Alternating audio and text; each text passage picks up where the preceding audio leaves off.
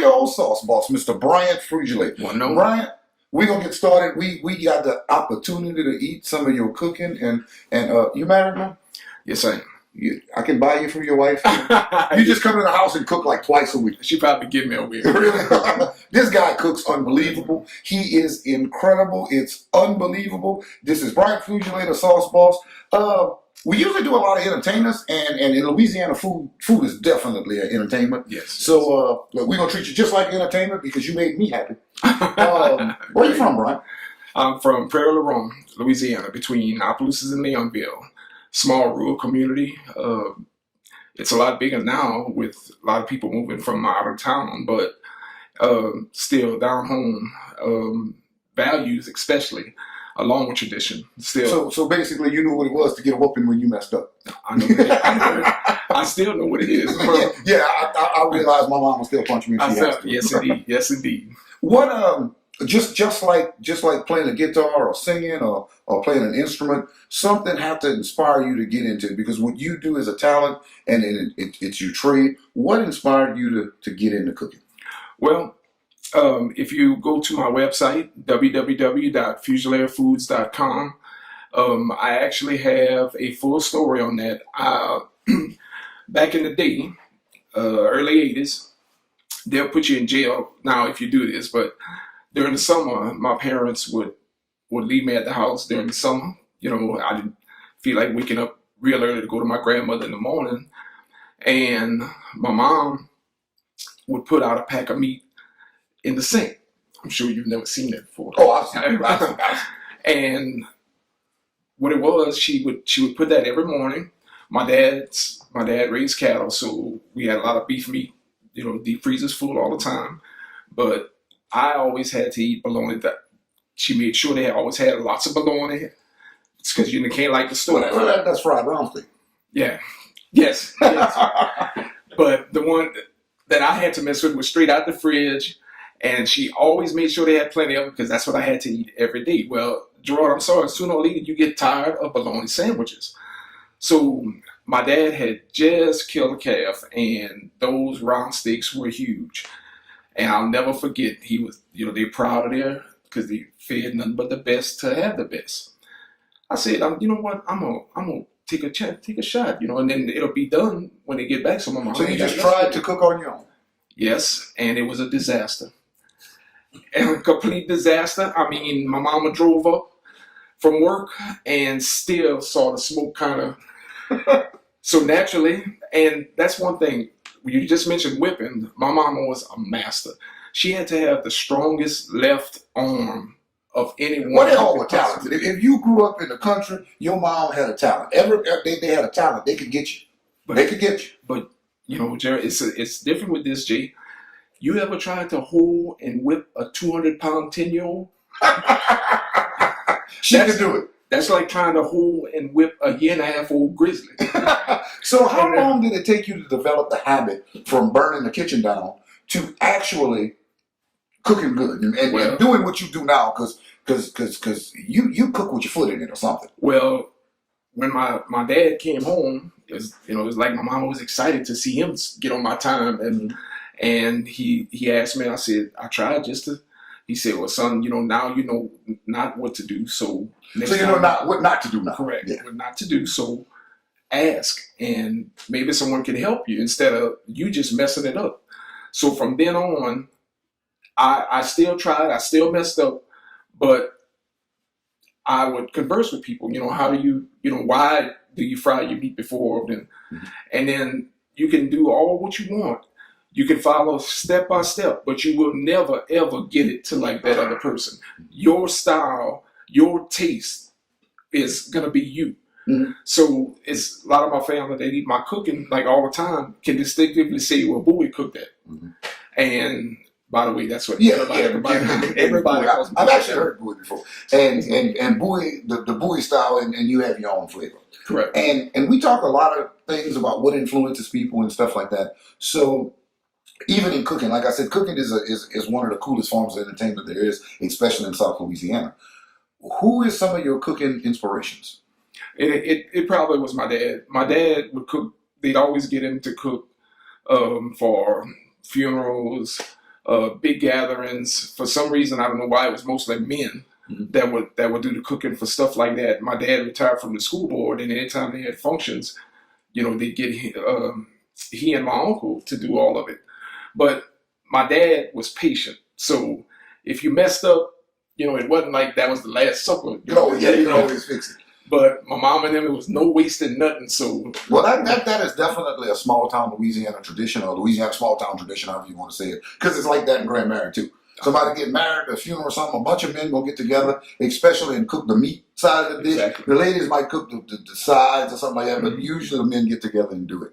Now, we talk about a lot of other people who are celebrities, known in their trades, known in the cooking and stuff. I know a lot of people has used your catering service for concerts and stuff like that, because being a sauce boss, you've kind of grown as a reputation in South Louisiana. Yes. Who is some of the people you've got to cook for, like some of the big names? This is a chance to drop some names and talk about some of the people you got to meet through your craft. Well, big events like for Keith Frank's Renaissance Festival is quite an honor, because you have people from all over the world there. And when I had a lady from France walk up and ask for sauce boss, that really opened my eyes to what the power of Facebook and the internet actually has, because Keith Frank actually brought her to the back where I was, and he said, "Woman, said this lady wants to talk to you." And I was like, "Man, how you doing?" And she had the accent and everything, could speak English well though. And she said, when I came to Louisiana, I had to meet the sauce boss. So I said, "Man, have I met you before?" She said, "No." She said, "We look on the internet and your food looks so good." And I'm like, and then they can't eat it on the internet, so they got to try it. But it was shocking that somebody even remembers your name. Well, actually, your name is a little bigger than South Louisiana, and we share something in common.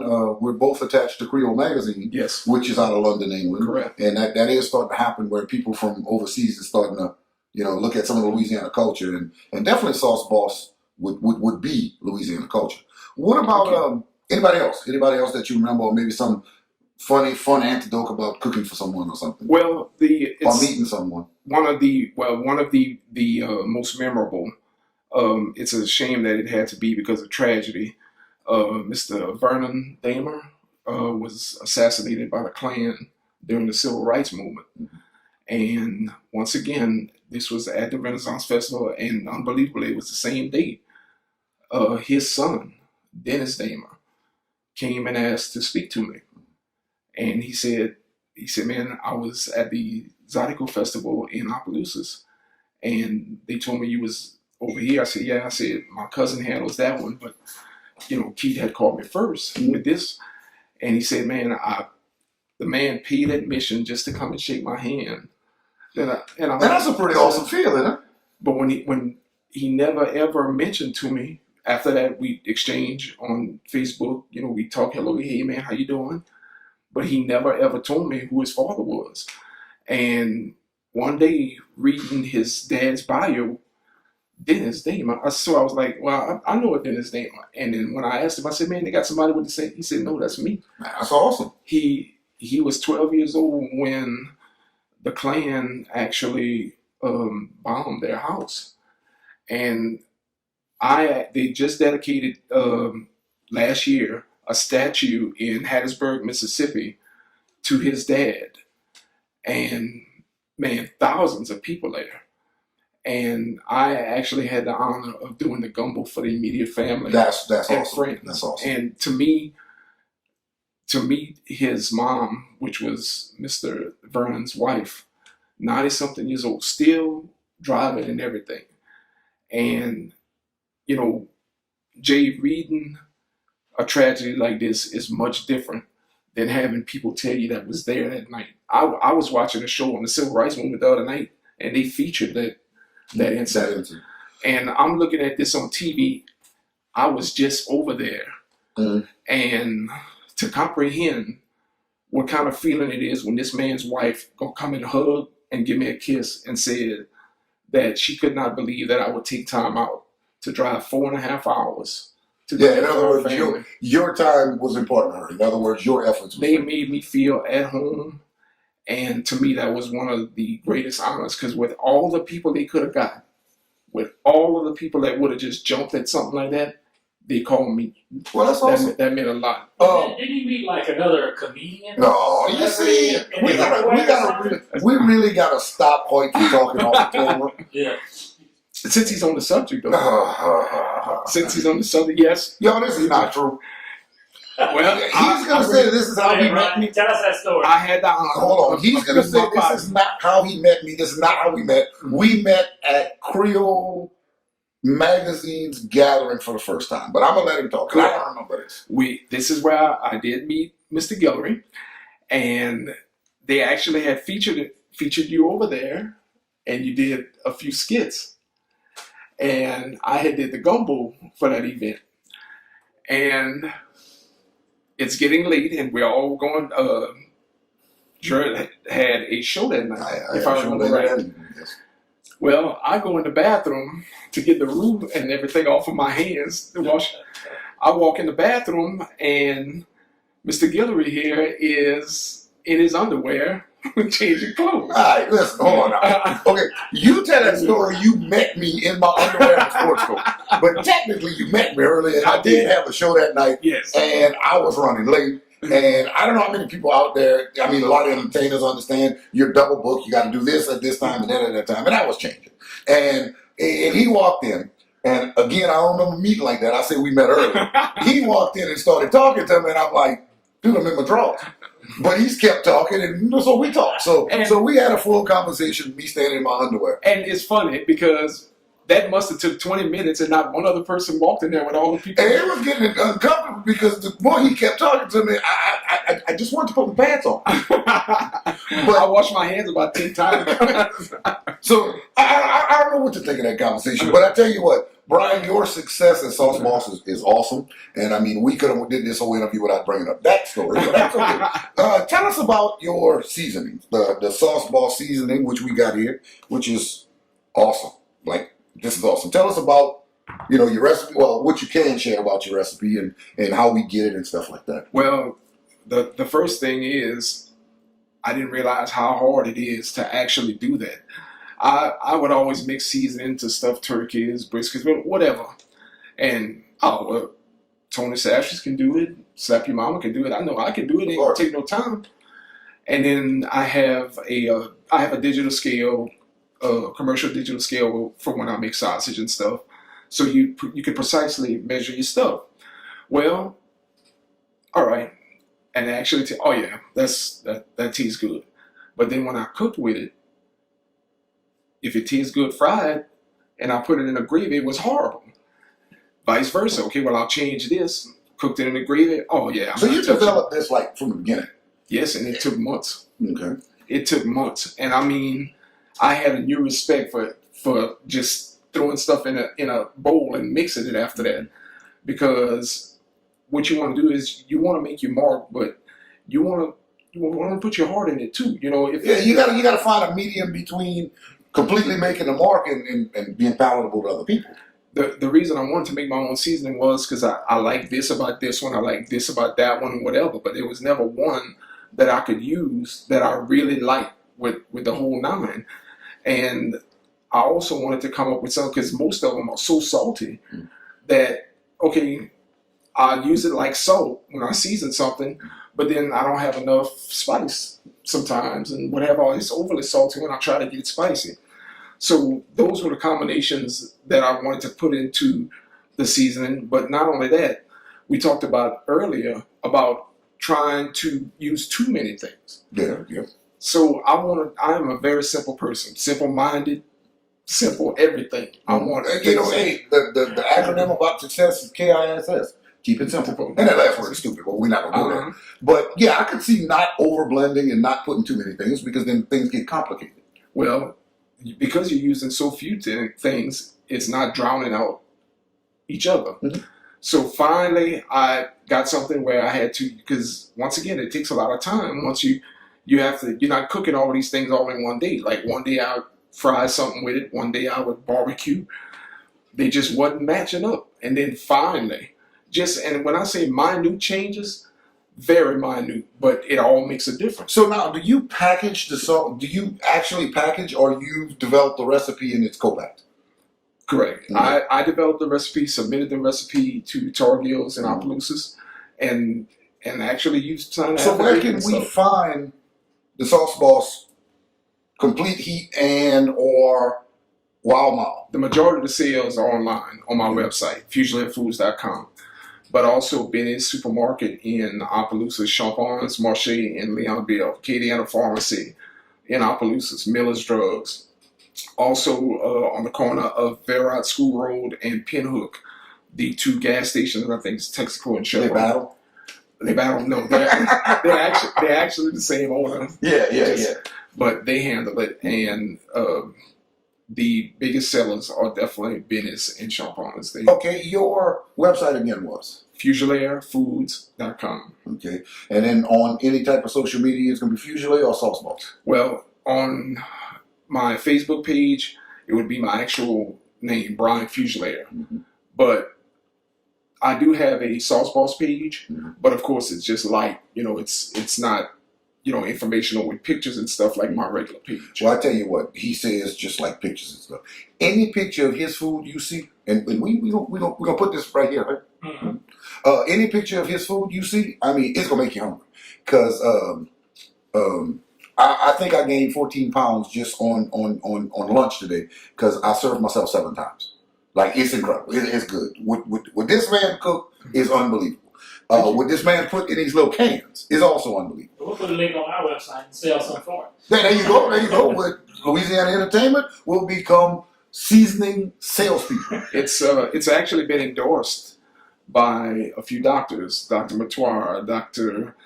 Chad Rossiter, Dr. Raju Thomas out of New Orleans. Endorsed as in for flavor or a good flavor without many health risks? Because of the low sodium and full flavor.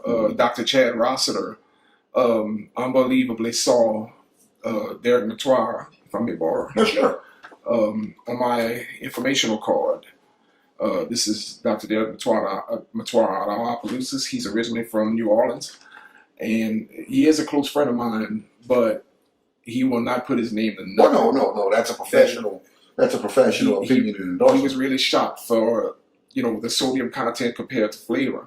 But one day in the hospital, Dr. Chad Rossiter happened to see my informational card on it and looked at the sodium content. He said, "Well, man, I'd like to try it." And so he asked if he could purchase some, drop into his office.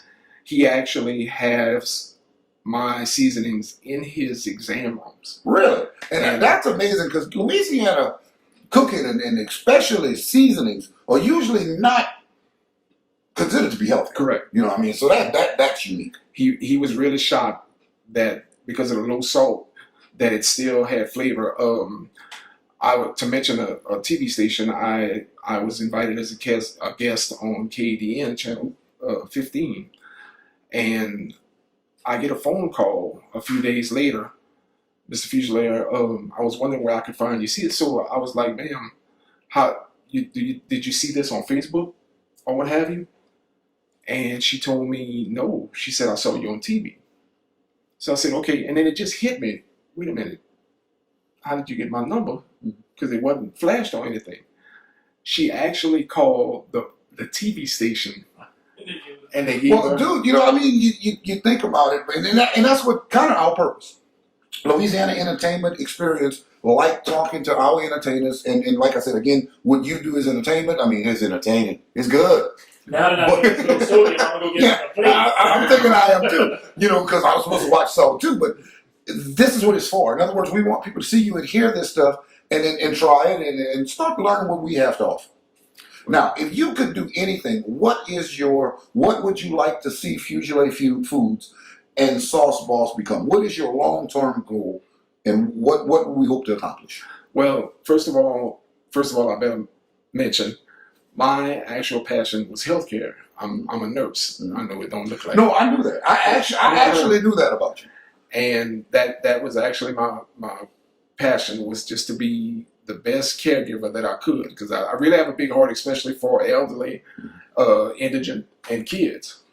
But when I realized how in the elderly population especially, how a simple sauce piquant can make someone cry because they haven't had that for years, or that was their favorite dish that they really featured at their family that they couldn't. And you're talking about somebody like would be in a nursing home or a care facility. Correct. And it's true, because it's usually falling into the cafeteria food type meals and all about the dietary and probably a little more on the bland side. Oh, very much so. But they have to do it like that. Yeah. You know? But just for them to tell you that brought back memories. Just a simple plate of food. That's when I knew how important lighting a fire could be for some people. And that really opens your eyes to where being rich or whatever is not what pleases everyone. Just a simple, good meal that brings back a time when you were happiest. You know,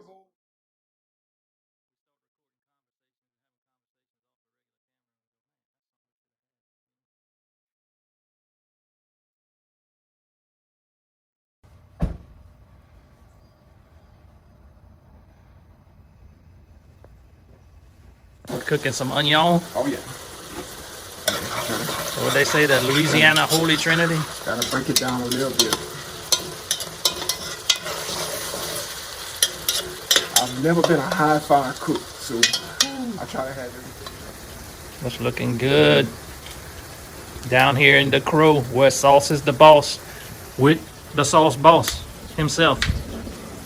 Behind of a horse, behind of a horse.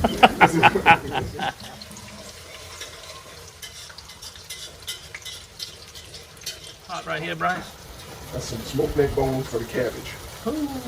Smells delicious. Yeah. It's been a long time since I ate some other cabbage, but I love it.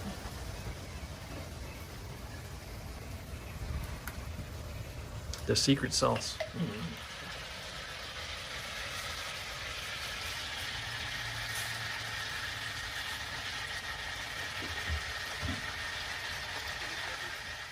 Cream cheese and wrapped with bacon, and my son.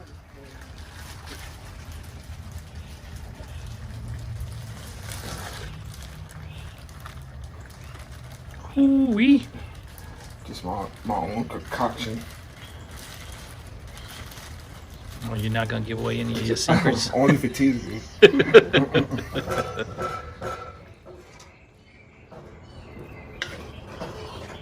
Cool. Got some green onions in there, Brian.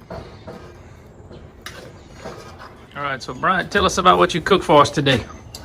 Well, right here, we got a little pork fricassee. Pork fricassee. Bonus.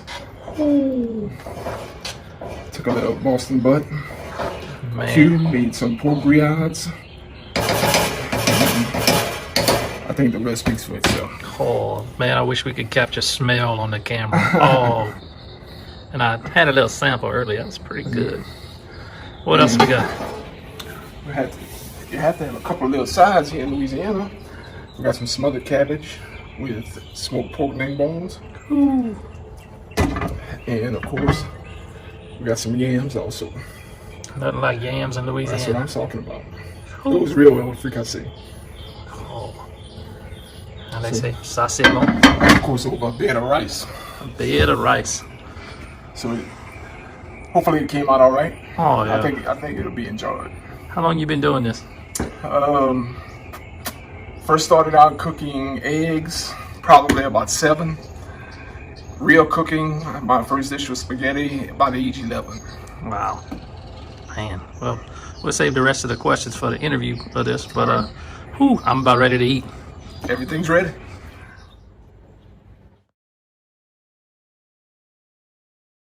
Brian, we're talking about all of this good food and stuff, but I got a quick question. How did you get the name Sauce Boss? Actually, someone gave it to me on Facebook, and to this day, I don't know who it is.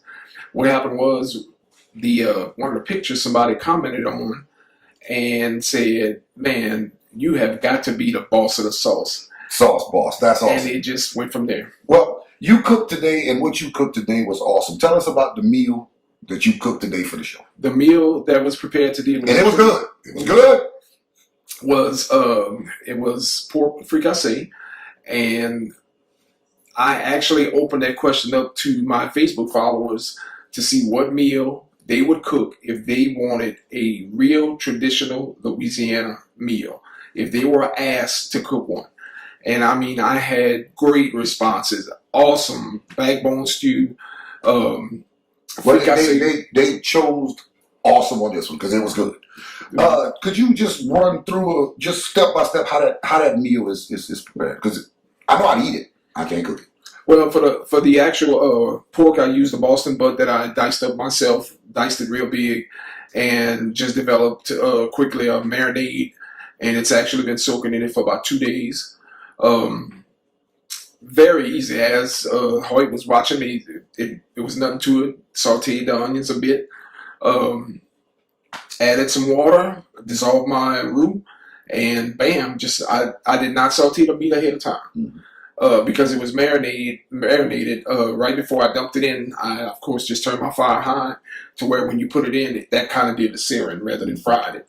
Cabbage and the yams as sides just seemed like something that was grown by a lot of our people back in the day. So I wanted the sides to be something that. What amazes me about a chef at his caliber and his professionalism. Oh man, that's easy. I tried to cook that. I burned 3 people. You know, I mean, it's too good to be that easy. So you're telling me you just basically marinate your bell peppers and onions, throw the meat in with a little water, and sear it down. I had no bell peppers in it. Okay, tomatoes. Not tomatoes. I had strictly onions and garlic. That was it. I used to be a onion, bell pepper, parsley, but it all went back to too much stuff in there and canceling out each other. Yeah, but you left something out because I did see you sprinkle some sauce balls seasoning in it. Oh, but that's got to be. I prefer out of my seasonings the complete heat. I've grown up with spicy food, but I do not like pepper food. I like spicy food. Pepper food to where I can't taste it, that I don't care for. Well, I agree with you on spicy food because I'll put seasoning in cereal. I mean, I love spicy food. But that was a great dish. And again, guys, if y'all get a chance, please check out the sauce balls. My actual favorite dish that I prefer as a cook, I never say chef, out of respect for everybody that work hard at school and stuff. I'm a cook. In my personal. Yeah, but that old country cook, buddy. That's a lot more than any school can teach you. My favorite meal is as simple as it gets: liver and onions. Really? Is that your favorite meal to eat or to cook? To eat. What's your favorite one to cook? To cook would probably be gumbo / jambalaya because that's deep in our roots. And that's the one everybody more on about. Okay, well, I'm from Gonzales, so his next time back, I gotta see if he can make jambalaya. That is no problem. Now, you think that would be a challenge for this man? We had that conversation earlier. So your goal with Fusion Foods and being a sauce boss and your cooking is generally just to make people happy. Correct. That's awesome. Again, guys, Louisiana Sauce Boss, Complete Heat, and Wild Mom. And again, Hoyt's going to remind me, even though I was trying to get out of the interview without it. We'll play a little game. Ever heard of bamboozle? Yep. All right. For somebody with such a delicate palate and trained palate as a chef, this ought to do well. You got one choice. You're going to flip this little card. It's going to tell you a color. We both going to do it even though I don't want to. Okay. So you got a choice. Go ahead and spin the dice and it's a color. Well, not dice. It landed on red. So you got the choice of dirty dishwater or caramel. So grab the red one. It's that one right there. It looks brown, but it's actually red. This one right here? Yeah. It looked like a Dulcalex. We'll find out what it is. Like No, it's jelly bean. Mm-hmm.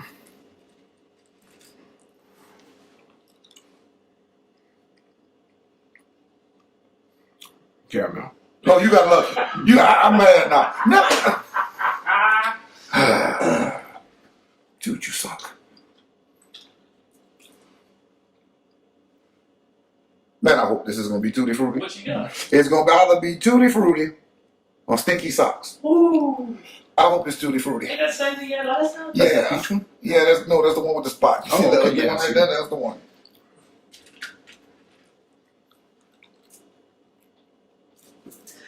You finally got a good one. I finally got a good one. And speaking of good, no one cooks better. Nothing is more good, and I know that's improper grammar, but deal with it, than my man here, Mr. Brian Fugely, the sauce boss. So y'all pick up some of the seasoning, and if y'all see him anywhere, tell him hi and enjoy the food. I'm Jared Gilroy. Brian Fugely, the sauce boss. And we are Louisiana Entertainment Experience. Y'all check us out later.